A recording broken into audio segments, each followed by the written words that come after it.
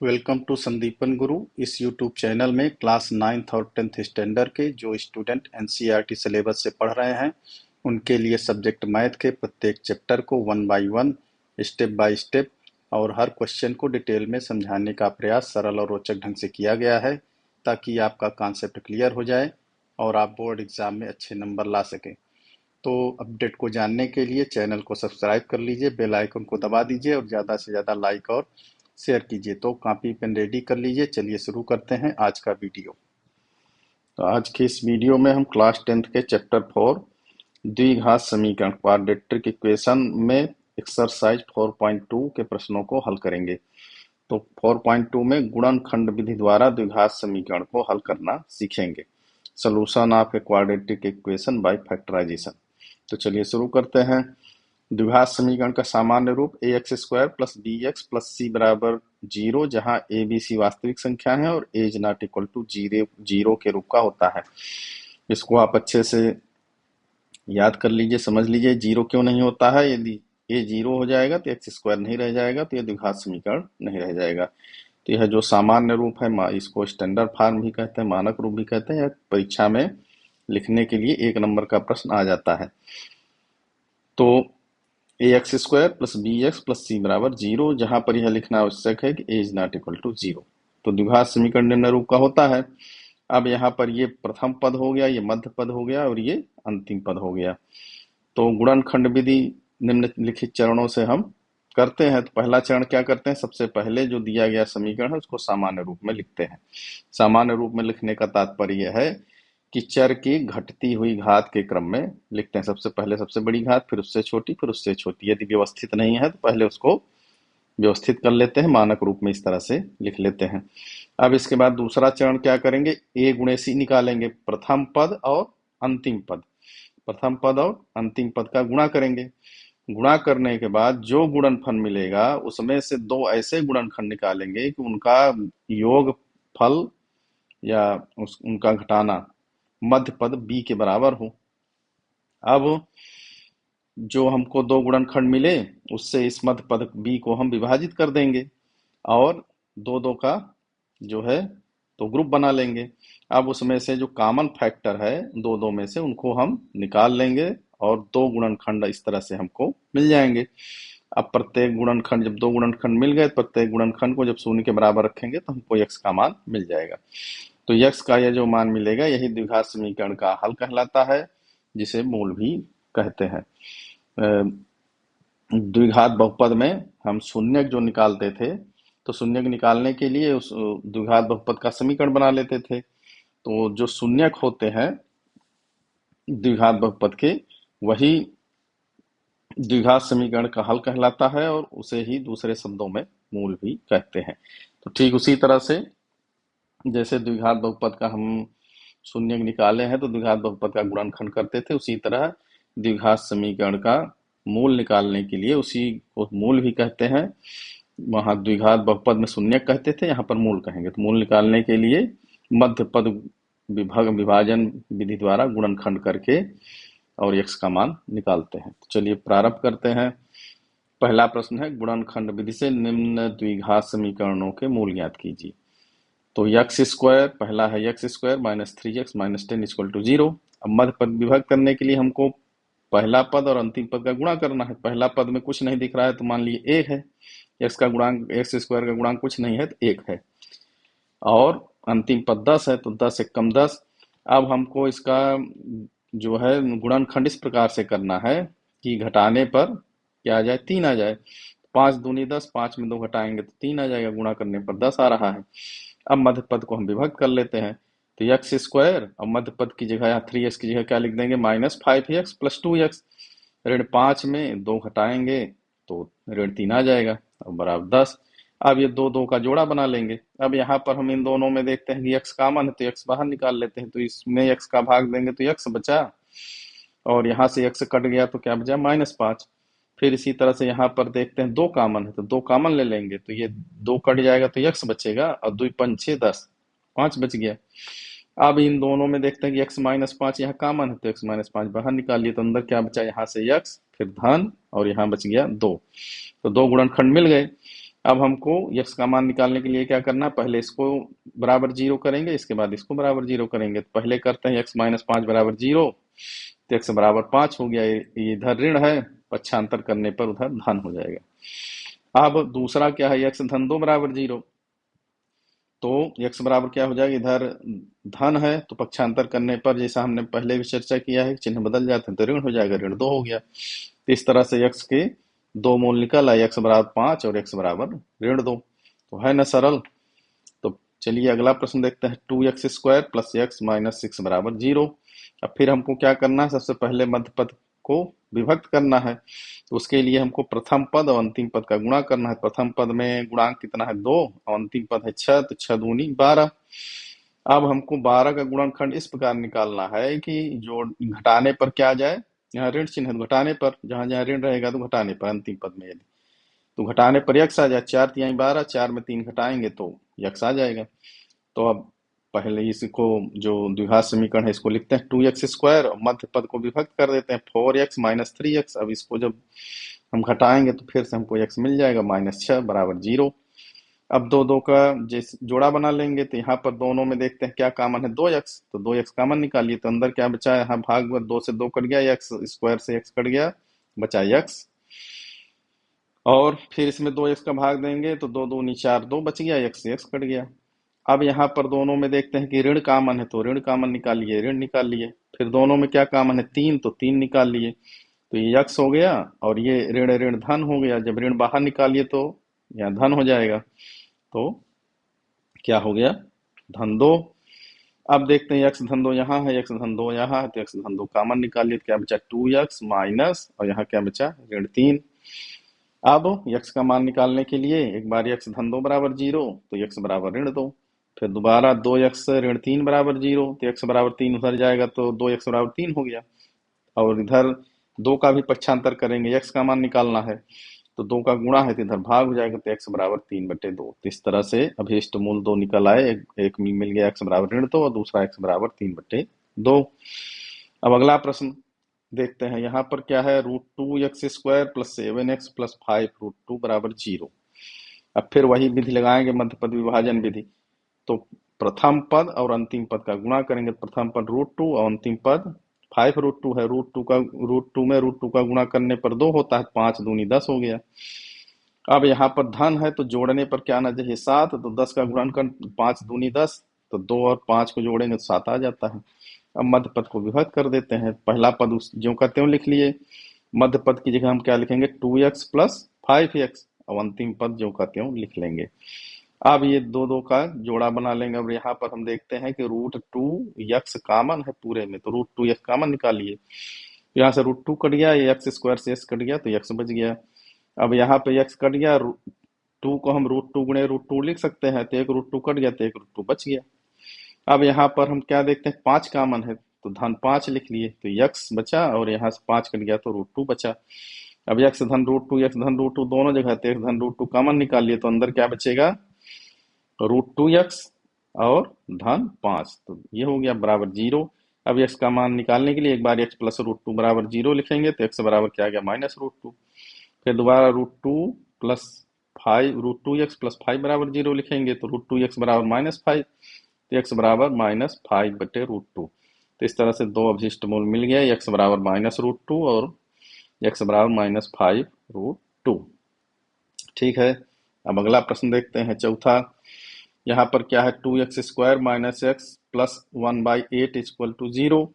अब यहाँ पर 8 जो है बटे में है, तो इसको हम क्या करेंगे, पूरे समीकरण के दोनों पक्ष में 8 से गुणा कर देते हैं, तो ये हो जाएगा 8 दूनी 16x², इसमें गुणा होगा तो 8x, 1/8 में 8 का गुणा होगा तो कट जाएगा, तो 1 बचेगा, और इधर 0 ही है, 0 में 8 का गुणा करेंगे 0 ही आएगा। अब मध्य पद विभक्त विधि लगाएंगे, पहला पद गुणे अंतिम पद, तो 16 गुणे 1, तो 16 आ गया, 16 कम 16।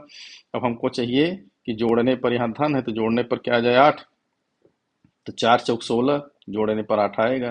तो मध्य पद को विभक्त कर देते हैं, 16x² -4x यहाँ माइनस है इसलिए दोनों जगह माइनस माइनस माइनस, जोड़ के 4 4 8 हो जाएगा, और धन 1 बराबर 0। अब यहाँ पर देखते हैं कि 4x कॉमन है, 4x कॉमन निकालिए, तो यहाँ 4 चौक 16, x² से x कट गया तो x, और यहाँ पर 4x कट गया तो -1 बचा। फिर यहाँ पर हम देखते हैं कि कुछ कॉमन नहीं तो -1 कॉमन निकाल लेते हैं, तो यहाँ क्या बच गया, ये धन हो जाएगा 4x और ये धन है तो ऋण हो जाएगा -1। अब 4x -1 यहाँ भी है, 4x -1 वहाँ यहाँ भी है, तो 4x -1 कॉमन हो गया, तो अंदर क्या बचा 4x और माइनस और 1, 4x -1 बचा बराबर 0। अब x का मान निकालने के लिए 4x -1 बराबर 0, तो 4x बराबर 1 तो x बराबर 1/4। फिर इसी प्रकार 4x -1 बराबर 0 तो 4x बराबर 1 और x बराबर 1/4। तो इस तरह से दो अभीष्ट मूल मिल गए, x बराबर 1/4 और x बराबर 1/4, दोनों मूल बराबर है। फिर अगला प्रश्न देखते हैं, 100x² ऋण 20x धन 1 बराबर 0। मध्य पद विभक्त करना है, तो प्रथम पद का गुणांक और अंतिम पद 100 गुणे 1, 100 एकम 100। अब जोड़ने पर 20 आना चाहिए, 10 दाहम 100, 10 10 जोड़ेंगे तो 20 आ जाएगा, गुणा करने पर 100 आ रहा है। तो मध्य पद विभक्त कर लेते हैं, 100x² minus 10x minus 10x plus 1 बराबर 0। अब दो दो के जोड़े में देखते हैं, यहाँ पर हम देखते हैं 10x कॉमन है तो 10x कॉमन निकाल लेते हैं, तो 10 100 से 10 कटेगा तो 10 दाहम 100 10 आ गया, x माइनस यहाँ पे पूरा 10x बाहर निकाले तो 1 आ गया। अब यहाँ पर देखते हैं कुछ कॉमन नहीं है तो -1 कॉमन निकाल लेते हैं, तो 10x और ये प्लस का माइनस हो जाएगा 1 हो गया। अब 10x -1 दोनों जगह है, 10x -1 कॉमन ले लिए तो अंदर क्या बचा 10x -1। अब x का मान निकालने के लिए दोनों को अलग अलग जीरो करेंगे, 10x -1 बराबर 0 तो 10x बराबर ये एक का पक्षांतर होगा तो 1 हो गया, तो x बराबर 1/10। फिर इसी तरह से 10x -1 बराबर 0 तो 10x बराबर 1। अब यहाँ से 10 का पक्षांतर करेंगे तो x बराबर 1/2 1/10। अतः ये दो अभीष्ट मूल मिल गए, x बराबर 1/10 और x बराबर 1/10। तो इस तरह से मध्य पद विभाजन विधि से आसानी से गुणनखंड निकाल के हम समीकरण के मूल, द्विघात समीकरण के मूल ज्ञात कर सकते हैं। अब अगला प्रश्न है कि निम्न स्थितियों को गणितीय रूप में व्यक्त कीजिए। तो इनको गणितीय रूप में व्यक्त करना है और फिर उसके बाद उसका हल निकालना है। तो कहता है, प्रश्न को पहले अच्छे से पढ़ लेना है। कहता है जान और जीवंती दोनों के पास कुल मिलाकर 45 कंचे हैं, तो दोनों के पास जितने कंचे उनका योग 45 है। तो सबसे पहले क्या करते हैं, मान लेते हैं जान के पास x कंचे हैं तो जीवंती के पास कितने बचेंगे, दोनों का योग 45 है, 45 में x घटा देंगे, जीवंती के पास 45 होंगे निश्चित रूप से। अब क्या कहता है, दोनों ने 5-5 कंचे खो दिए, तो जितने थे उसमें से 5 कम हो गए, तो 5 खोने के बाद जान के पास कंचे कितने बचे, x, जान के पास x थे तो x -5, और जीवंती के पास कितने थे 45 -x, तो इसमें 5 घटा देंगे 40 -x बचे। अब कहता है उनके पास जो कंचे बचे हैं उन कंचों की संख्या का गुणनफल 124 है। तो अब उनके पास कितने कंचे बचे, x -5 जान के पास और जीवंती के पास 40 -x। अब दोनों का गुणनफल कितना है 124। अब इसको हम पहले सरल करेंगे, तो x का गुणा इसमें होगा, x का गुणा एक बार 40 -x में होगा, फिर -5, फिर 5 का गुणा इसमें होगा 40 -x में। तब गुणा करते हैं तो ये 40x हो गया, x में x का गुणा हुआ -x² हो गया, फिर माइनस का 40 में हो गया 5 चौक 20 -200 हो गया, और फिर 5 का ऋण 5 का ऋण x में होगा धन हो जाएगा, धन 5x, और इधर 124 था तो इसको पक्षांतर कर लिए -124 बराबर 0। तब क्या हो गया, इसको व्यवस्थित कर लेते हैं, जैसा हमने पहले चर्चा किया था कि उसको चर की घटते क्रम में व्यवस्थित करना। सबसे पहले क्या लिखेंगे, -x², फिर 40x यहाँ पे है, 5x यहाँ पे है, दोनों जुड़ के 45x हो गए, धन 45x। फिर इधर 200 है ऋण में, ऋण 200 ऋण 124 दोनों को जोड़ दिए तो ऋण 324 हो गया। अब पूरे में हम ऋण का गुणा कर देते हैं तो ये धन हो जाएगा, ये ऋण हो जाएगा, ये धन हो जाएगा, तो x² -45 धन 324 बराबर 0। अब फिर वही मध्य पद विभाजन विधि लगाएंगे, तो प्रथम पद गुणे अंतिम पद 1 गुणे 324 बराबर 324। अब हमको इसका ऐसा जो है तो मतलब मान निकालना है कि जोड़ने पर कितना आ जाए, ऐसा गुणनखंड निकालना है कि जोड़ने पर क्या आ जाए 45। तो 36 गुणे 9 जो है 324 होता है, और 36 में 9 जोड़ देंगे 45 आता है। तो मध्य पद विभक्त करते हैं, तो x² और मध्य पद की जगह क्या लिख देंगे, -36x -9x प्लस 324, अंतिम पद जो कहते हैं लिख लिए। अब यहाँ पर दोनों में देखते हैं x कॉमन, तो x कॉमन ले लिए, तो यहाँ पे x² से x कट गया तो x बचा, यहाँ से x कट गया तो -36 बचा। फिर ऋण, यहाँ पे ऋण कॉमन ले लेते तो ऋण ले लिए, जगह 9 निकाल लिए तो यहाँ x बचा, और इसका 9 में जब भाग देंगे तो ये 36 आएगा, तो ये 36 बच गया। अब यहाँ पे देख रहे हैं x-36 कॉमन है, तो इसको कॉमन निकाल लिए तो क्या बचा, x ऋण 9। अब क्या करना है, x मान निकालने के लिए एक बार इसको 0 के बराबर करेंगे, एक बार इसको 0 के बराबर करेंगे, तो x-36 बराबर 0, तो x बराबर क्या आ गया 36। फिर x-9 बराबर 0, तो x बराबर 9। तो अभी स्थल क्या हो गया 36 और 9। तो अब यदि जान के पास 36 कंचे हैं तो जीवंती के पास कितनी बचेंगे, 45 माइनस 36, 9 कंचे बचेंगे। अब यदि मान लीजिए जान के पास 9 कंचे हैं तो जीवंती के पास कितने बचेंगे, 36 कंचे। तो इस तरह से प्रश्न को ध्यान से पढ़ते हुए स्टेप बाय स्टेप यदि हम हल करते जाएंगे तो आसानी से प्रश्न इस तरह के हल हो जाते हैं। अब यहाँ पे कह रहा है कि अगला प्रश्न है कि एक कुटीर उद्योग एक दिन में कुछ खिलौने बनाता है। प्रत्येक खिलौने का मूल्य 55 में से एक दिन में निर्माण किए गए खिलौनों की संख्या को घटाने से प्राप्त संख्या के बराबर होता है। इसी एक दिन कुल निर्माण लागत 750 थी। हम उस दिन निर्माण किए गए खिलौनों की संख्या ज्ञात करना चाहते हैं। तो सबसे पहले हमको द्विघात समीकरण ज्ञात करना है, वर्ग समीकरण ज्ञात करना है। तो मान लेते हैं कि एक दिन में निर्माण किए गए कुल खिलौनों की संख्या यक्स है। कितनी है, यक्स है। तब अब कहता है कि एक खिलौने का मूल्य कितना है, 55 में से उस दिन जितने खिलौने बने उनकी संख्या को घटाना है। तो उस दिन कितने खिलौने बने हमने मानिए यक्स, तो कीमत कितनी होगी एक खिलौने की, 55 में से यक्स को घटा देना है।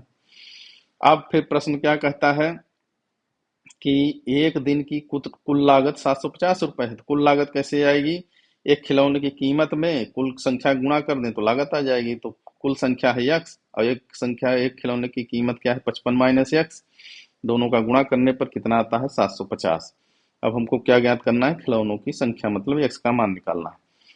अब इसको हम सरल करेंगे तो ये हो जाएगा 55 यक्स और माइनस यक्स में यक्स गुणा करते एक्स स्क्वायर बराबर 750। अब यहाँ पर हम इसको व्यवस्थित कर लेंगे जैसा पहले चर्चा किए थे। तो एक्स स्क्वायर पहले लिख लेंगे, माइनस का गुणा कर देंगे तो ये माइनस हो जाएगा, ये प्लस हो जाएगा, ये प्लस हो जाएगा। तो इस तरह से इसको व्यवस्थित कर लिए। अब मध्य पद विभाजन भी लगाएंगे, तो प्रथम पद गुणे अंतिम पद, तो 750। अब जोड़ने पर क्या आना चाहिए 55, तो 750 का गुणनखंड जो है 30 गुणे 25, 30 में 25 का गुणा करेंगे 750 आ जाता है, जोड़ने पर 55 आ जाता है। मध्य पद को विभक्त कर देंगे तो एक्स स्क्वायर मध्य पद की जगह क्या लिख दिए माइनस 30 एक्स माइनस 25, माइनस है इसलिए माइनस। तो 750, अब यहाँ दोनों में देख रहे हैं एक्स कामन है तो एक्स कामन ले लिए, तो अंदर क्या बचा यक्स और माइनस 30, यहाँ पे माइनस 25 कामन ले लिए तो क्या बचा यक्स और 750 25 का भाग देंगे 30 आ जाएगा बराबर 0। अब यहाँ पर दोनों जगह देख रहे हैं एक्स माइनस 30 कामन है तो ले लिए, तो अंदर क्या बचा एक्स माइनस 25। अब एक बार एक्स माइनस 30 बराबर 0 करेंगे तो एक्स बराबर 30, एक बार एक्स माइनस 25 बराबर 0 करेंगे तो एक्स बराबर 25 आ गया। अतः उस दिन निर्मित खिलौनों की संख्या 30 हो सकती है या 25 हो सकती है। तो इस तरह से प्रश्न को पढ़ते हुए स्टेप बाय स्टेप हल करेंगे तो आसानी से इस प्रकार के प्रश्न हल हो जाते हैं। अब तीसरा प्रश्न देखते हैं। ऐसी दो संख्याएं ज्ञात कीजिए जिनका योगफल 27 है, गुणनफल 182 है। तो मान लिए दो संख्या कह रहा है, तो मान लिया पहली संख्या यक्स है तो दूसरी क्या हो जाएगी, दोनों का योग 27 है, 27 में पहली घटा देंगे दूसरी आ जाएगी। तो पहली संख्या मान लिया यक्स तो दूसरी क्या हो गई 27 माइनस यक्स। अब कहता है दोनों का गुणनफल, तो यक्स गुणे 27 माइनस यक्स बराबर कह रहा है 182। अब इसका गुणा कर देंगे तो 27 यक्स माइनस यक्स स्क्वायर और माइनस 182 बराबर 0। अब इसको व्यवस्थित करेंगे, पूरे में ऋण का गुणा कर देंगे क्योंकि एक्स स्क्वायर हमको प्लस करना है, तो ये माइनस होगा, ये प्लस होगा, ये प्लस, तो x square minus 27 x plus 182 बराबर 0। अब फिर वही मध्य पद विभाजन विधि लगाएंगे, तो प्रथम पद और अंतिम पद तो 1 गुणे 182 बराबर 182 होता है। अब जोड़ने पर क्या आना चाहिए 27, तो 13 गुणे 14 करने पर 182 आता है। तो मध्य पद को अब जोड़ने पर 27 आता है, मध्य पद को विभक्त कर देंगे एक्स स्क्वायर, 27 की जगह क्या लिख देंगे हम यहाँ पर 27 की जगह माइनस 13 माइनस 14 धन 182। अब यहाँ पर दोनों जगह देख रहे हैं एक्स कामन है तो एक्स कामन ले लिए तो क्या बचा यक्स और माइनस 13। फिर यहाँ माइनस 14 कामन है तो ले लिए तो यहाँ बचेगा यक्स और यहाँ बचेगा 14 का भाग देंगे तो 13। अब यहाँ पर एक्स माइनस 13 यहाँ भी है, एक्स माइनस 13 यहाँ भी है, तो एक्स माइनस 13 कामन ले लिए तो क्या बचा यक्स माइनस 14। अब बराबर जीरो, तो x का मान निकालने के लिए एक बार x माइनस 13 बराबर जीरो, तो x बराबर 13। फिर दूसरी बार x माइनस 14 बराबर जीरो, तो x बराबर 14। इस तरह से अभीष्ट हल क्या होगा कि एक संख्या 13 होगी और दूसरी 14 होगी। दोनों का योगफल देखते हैं 27 हो रहा है, गुणनफल 182 हो रहा है। अब अगला प्रश्न देखते हैं। दो क्रमागत धनात्मक पूर्णांक ज्ञात कीजिए जिनके वर्गों का योग 365 है। तो मान लीजिए पहला धनात्मक पूर्णांक x है, तो निश्चित रूप से दूसरा x प्लस 1 होगा। जैसे पहला 4 है, धनात्मक पूर्णांक है। अब अगला इसके आगे का निकालना है, 4 में एक जोड़ देंगे 5 आ जाएगा। उसके आगे का निकालना है, 5 में एक जोड़ देंगे 6 हो जाएगा। मतलब क्रमागत ज्ञात करने के लिए पहली वाली संख्या में दूसरी संख्या को निकालने के लिए एक जोड़ देते हैं। पहली हमने x माना है, दूसरी निकालने के लिए x प्लस 1 होगी निश्चित रूप से। अब प्रश्न क्या कहता है कि उनके वर्गों का योग, तो दोनों संख्याओं का वर्ग करना है। तो पहली संख्या है x, तो x का वर्ग, और दूसरी है x प्लस 1, तो x प्लस 1 का वर्ग बराबर कितना होता है 365। अब इसको हल कर लेते हैं। एक्स स्क्वायर की जगह एक्स स्क्वायर, एक्स प्लस 1 का होल स्क्वायर, जैसा हमने पढ़ा है सर्वसमीकरण एक्स प्लस वाई का होल स्क्वायर, तो एक्स की जगह एक्स है, वाई की जगह 1 है, तो एक्स स्क्वायर प्लस 2x और प्लस 1 आ जाएगा। अब 365 का पक्षांतर कर लिए, बराबर 0 आ गया। अब एक्स स्क्वायर जोड़ दिए, 2x स्क्वायर हो गया, यहाँ 2x है ही है, फिर माइनस 364, 65 में एक घट गया 64 हो गया। अब 2 से पूरे में भाग दे देते हैं, 2 से जगह कामन है, तो एक्स स्क्वायर, इसमें भी 2 का भाग हुआ तो x हो गया, और 364 में 2 का भाग देंगे तो 182 आ गया, बराबर 0। अब मध्य पद विभाजन करने के लिए प्रथम पद अंतिम पद का गुणा करते हैं, तो 182, या जैसे ऊपर वाले प्रश्न में अभी हमने गुणनखंड किया था 13 और 14 आता है। तो 13 और 14 को यहाँ पर माइनस है, तो घटाने पर क्या आना चाहिए, 1 आना चाहिए। तो 14 में 13 घटेगा तो 1 आएगा। अब यहाँ पर लिख लेते हैं x square plus 14x minus 13x minus 182। 14 को हमने प्लस इसलिए लिखा क्योंकि हमको यहाँ पर क्या चाहिए, धन चाहिए, इसलिए 14 बड़ा है, 14 में 13 घटेगा तो x आएगा। अब इन दोनों में x कामन है, तो अंदर क्या गया x धन 14, इन दोनों में 13 कामन है, तो माइनस निकाल लिए, तो माइनस 13 कामन ले लिए, तो यहाँ x बचा, इसमें 13 का भाग देंगे 14 आ जाएगा। तो यहाँ पर क्या आ जाएगा, यहाँ भी धन आएगा, इसको धन लिख लेना। जब ऋण कामन ले लेंगे तो यहाँ धन आएगा, तो x प्लस 14 आएगा। अब x प्लस 14 यहाँ भी, x प्लस 14 यहाँ भी, यहाँ x प्लस 14 लिख लेना, धन कर लेना ऋण की जगह। तब x प्लस 14 यहाँ भी, x प्लस 14 यहाँ भी कॉमन हो गया, तो अंदर बचा x माइनस 13। अब x का मान निकालने के लिए x धन 14 बराबर 0, तो x बराबर ऋण 14। अब चूंकि धनात्मक पूर्णांक कह रहा है तो ऋण 14 उत्तर हो नहीं सकता है, संभव है, तो दूसरा देखते हैं। तो x माइनस 13 बराबर 0, तो x बराबर 13। तो अभीष्ट हल क्या हो गया, पहली धनात्मक पूर्णांक संख्या 13 हो गई, तो दूसरी क्या होगी, 13 धन 1 बराबर 14। पहली 13 हो गई, दूसरी 14 हो गई। अब अगला प्रश्न देखते हैं, पांचवा। एक समकोण त्रिभुज की ऊंचाई उसके आधार से 7 कम है। तो समकोण त्रिभुज में जो एक आधार होता है, जो ऊंचाई होती है, उसको लंब कहते हैं, और एक कर्ण होता है, कर्ण कह रहा है 13 सेंटीमीटर है। दो भुजाएं ज्ञात कीजिए। तो पहले मान लेते हैं कि जो समकोण त्रिभुज है उसका आधार जो है, मान लीजिए कितना है, x सेंटीमीटर है। अब प्रश्न में कह रहा है कि जो उसकी ऊंचाई है आधार से 7 कम है, तो आधार x है, तो x में 7 घटा दिए तो ऊंचाई आ गई। अब कर्ण दिया है 13, तो अब दो भुजाएं ज्ञात करने के लिए हमको यहाँ पर पाइथागोरस प्रमेय का प्रयोग करना पड़ेगा। पाइथागोरस प्रमेय क्या है, कर्ण का वर्ग बराबर आधार का वर्ग धन लंब का वर्ग होता है। अब यहाँ पर हमको आधार भी पता है, लंब भी पता है, और कर्ण भी पता है, तो इस प्रमेय में हम मान लग देते हैं। तो आधार का वर्ग तो x का वर्ग, लंब का वर्ग तो x माइनस 7 का वर्ग, और कर्ण का वर्ग मतलब 13 का वर्ग, कर्ण दिया है 13, तो x स्क्वायर। अब इसको हम जब खोलेंगे सर्वसमीकरण की सहायता से, x माइनस वाई का होल स्क्वायर, तो x square minus 14x plus 49 आ गया, माइनस 169, 13 13 में 169, इसको पक्षांतर कर लेते हैं, तो माइनस 169 बराबर 0। अब एक्स स्क्वायर मिलकर 2x स्क्वायर हो गया, माइनस 14x ही है, 169 में 149 जो घट जाएगा, ये ऋण है तो 120 आ जाएगा। अब 2 का पूरे में भाग दे देते हैं, तो 2 से 1 कटेगा तो एक्स स्क्वायर आ गया, माइनस 2 सत्ते 14 7x आ गया, और इसको काटेंगे तो 60 आ जाएगा। अब मध्य पद बेहद करने के लिए प्रथम पद और अंतिम पद का गुणा, तो 60 गुणे 1। अब यहाँ पर घटाने पर क्या आना चाहिए, 7 आना चाहिए, मध्य पद आना चाहिए। 12 पंचे 60 होता है, 12 में 5 घटाएंगे 7 आएगा, तो मध्य पद विभक्त कर लेते हैं। एक्स स्क्वायर और माइनस 7x की जगह क्या लिख दिए 12x धन 5x, 12 में 5 घटेगा तो -7 आ जाएगा, -60 बराबर 0। अब यहाँ पर देखते हैं x कॉमन है तो x कॉमन निकालिए तो क्या बचा x -12। यहाँ पर 5 कॉमन है तो 5 कॉमन निकालिए तो x -12, 12 पंचे 60। अब यहाँ पर x -12, यहाँ पर x -12 तो x -12 कॉमन आ गया तो क्या बचा x और धन 5। अब x का मान निकालने के लिए तो x -12 बराबर 0 तो x बराबर 12 और x -5 बराबर 0 तो x बराबर -5। अब चूंकि x का मान ऋणात्मक हो नहीं सकता है क्योंकि यह जो है लंबाई है, लंबाई कभी भी ऋणात्मक नहीं होती, त्रिभुज की भुजा है जो ऋणात्मक नहीं होगी, तो अतः अभीष्ट हल क्या होगा x बराबर 12 सेंटीमीटर।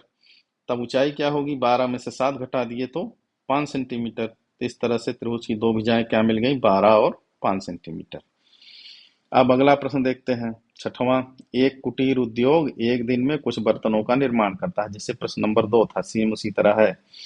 एक विशेष दिन में यह देखा गया कि प्रत्येक नग की लागत रुपए में उस दिन के निर्माण किए गए बर्तनों की संख्या के दुगने से 3 अधिक है।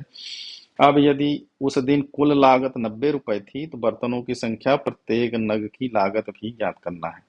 तब सबसे पहले मान लेते हैं कि एक विशेष दिन में बनाए गए बर्तनों की संख्या x है। तब प्रश्न क्या कहता है कि एक बर्तन की लागत कितनी है, बर्तनों की संख्या का दुगुना, बर्तन संख्या माने हैं 2 तो दुगुना कर दिए 2x, 2x से 3 अधिक है उसमें 3 जोड़ दिए तो ये हो गई एक बर्तन की कीमत हो गई। अब कहता है कि उस दिन कुल निर्माण लागत 90 थी तो माने कुल संख्या और एक बर्तन की संख्या को दोनों का गुणा कर देंगे तो कुल लागत आ जाएगी उस दिन कितनी बनी थी। तो x गुणे 2x धन 3 बराबर 90। अब इसको हल कर लेंगे तो x का गुणा होगा 2x स्क्वायर, यहाँ x का गुणा होगा 3x और 90 का पक्षांतर कर लेंगे तो -90 बराबर 0। अब मध्य पद विभक्त विधि से पहला पद और गुणे अंतिम पद, तो 90 गुणे 2 बराबर 180। अब घटाने पर क्या आना चाहिए 3, तो 12 गुणे 15 180 होता है। अब घटाने पर 15 में 12 घटाएंगे 3 आ जाएगा, तो मध्य पद विभक्त कर लेते हैं तो 2x स्क्वायर और 3x की जगह क्या लिख दिए 15x माइनस 12x, 15 में 12 घटाएंगे 3x आ जाएगा, -90 बराबर 0। अब यहाँ पर देखते हैं दोनों में x कॉमन है तो x निकाल लिए तो यहाँ बचेगा 2x और धन 15। इन दोनों में देखते हैं -12 कॉमन है तो -12 कॉमन निकाली थी बचा, इन दोनों में -12 नहीं, ये -6 कॉमन है क्योंकि 12 से 90 कटेगा नहीं पर 6 से कट जाएगा, 15 छक्का 90 होता है तो यहाँ से 6 कॉमन निकालिए -6 तो ये दोनों प्लस हो जाएंगे, 6 दूनी 12 और 6 का भाग देंगे तो 15 आ जाएगा, 15 छक्का 90। तो 2x धन 15 यहाँ भी है, 2x धन 15 यहाँ भी है, 2x धन 15 कॉमन आ गया तो क्या बचा x -6। अब x का मान निकालने के लिए x -6 बराबर 0 तो x बराबर 6 आ गया। फिर 2x धन 15 बराबर 0 तो 2x बराबर -15 हो गया तो x बराबर -15/2। अब जो कि संभव नहीं है क्योंकि बर्तनों की संख्या है तो वो ऋणात्मक होगी नहीं, तो अभीष्ट हल क्या होगा कि एक दिन में कुल बर्तनों की संख्या x बराबर कितनी है, जो धनात्मक संख्या 6 है। अब एक बर्तन की लागत कितनी है, हम माने हैं 2x धन 3 तो x की मान रख देंगे तो 2 छक्का 12 और धन 3 15। इस तरह से बर्तनों की संख्या क्या आ गई 6 और एक बर्तन की लागत कितनी आ गई 15 रुपए। अब इन दोनों का गुणा करने पर देखो एक दिन की लागत 90 रुपए आती है, 15 छक्का 90 आ रही है। ठीक है, तो इस तरह से जब प्रश्न को ध्यान पूर्वक पढ़ेंगे और क्रमशः स्टेप बाय स्टेप इसको हल करते जाएंगे तो आसानी से हमको वर्ग समीकरण मिल जाएगा, द्विघात समीकरण मिल जाएगा और उसको हम हल करके x का मान निकाल लेंगे। तो इस तरह से आपकी ये एक्सरसाइज 4.2 कंप्लीट हो गई है। नेक्स्ट एक्सरसाइज 4.3 के साथ अगले वीडियो में मिलते हैं, तब तक आप लोग मन लगाकर पढ़ाई करिए। धन्यवाद।